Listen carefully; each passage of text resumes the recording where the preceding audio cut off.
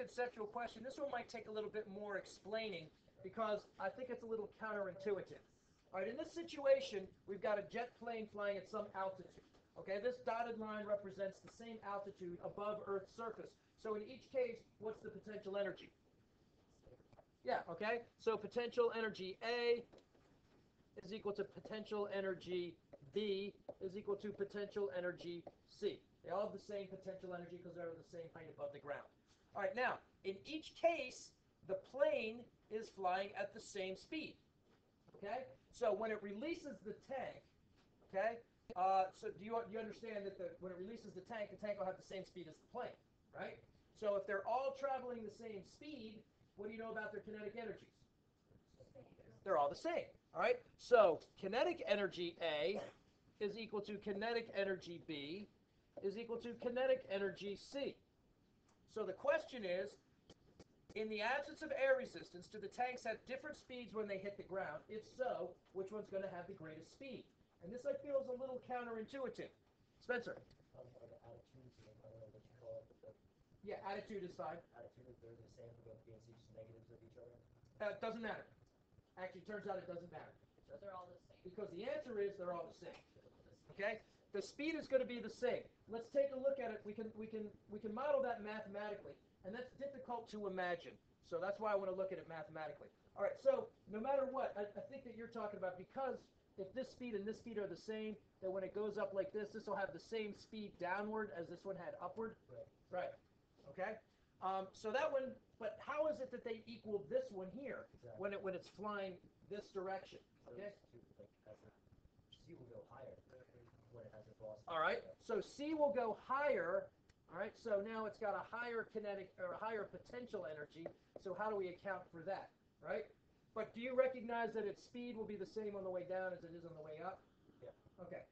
All right. So, but I was saying that it doesn't matter, right? Yeah. All right. So here's the thing: if it tips up at a greater, like this, then does it go higher? Yes. Then it comes down. All right. But here's the thing: what you got to remember when it hits the ground is it's going to hit the ground with a different attitude, right, or a different angle, right, depending on what its release angle was. It's not going to be. But we'll talk about it in a second.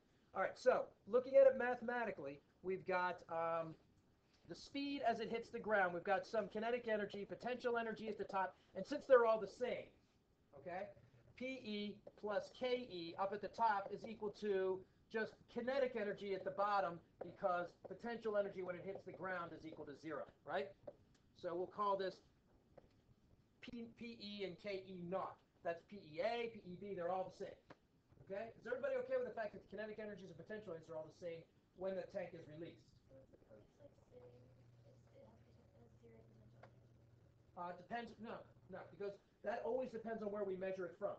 Because you could take a baseball and place it on the table and say it has 0 potential energy with respect to the table surface, but it has some potential energy with respect to the floor. It's got even more potential energy with respect to the ground down 2 floors.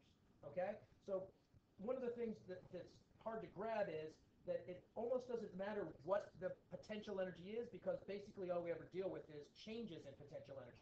Like that problem where we had 4 versus 3, we could have called it 1 versus 0, right? Because it's just a matter of subtracting. It's the difference that matters in terms of determining kinetic energy.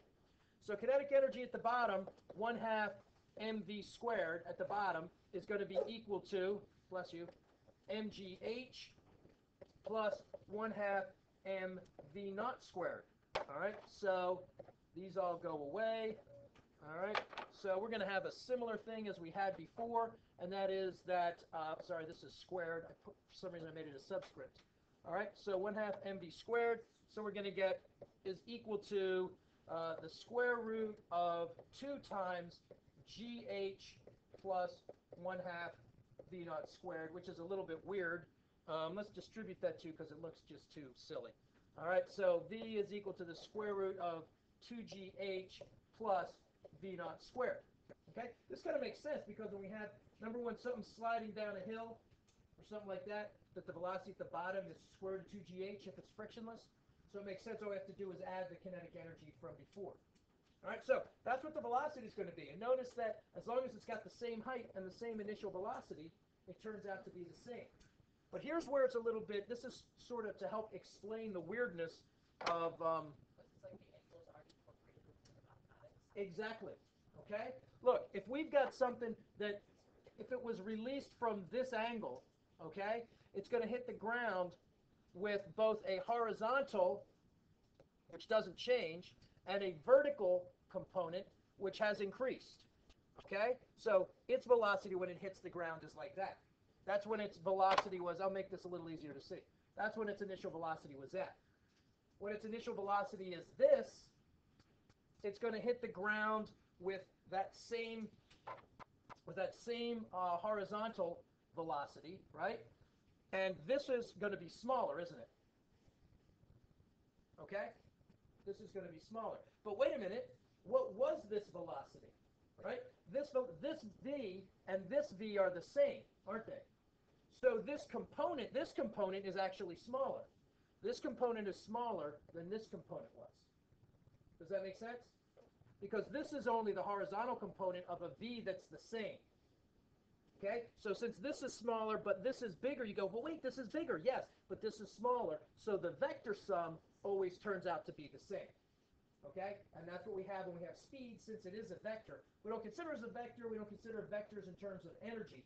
But when we ask for the velocity when it hits, okay, the speed being the magnitude of the velocity, we do have to take the vector sum of the horizontal and vertical components. They hit the same time. No, none of them would hit at the same time. Okay, the one that released it going upward would take the longest. The one that released it coming downward would hit quickest, and the one that was horizontal would just, take based on the v naught being equal to 0, right? Or the y component of v naught being equal to 0. All right. So that's how we sort of resolve what's counterintuitive about those. But that's one of the nice things about energy is we don't have to worry about all those components. We just know the kinetic energy is the same at the top, the potential energy is the same at the top, so the kinetic energy at the bottom is going to be the same, which means that the velocity, the magnitude of the velocity, has to be the same.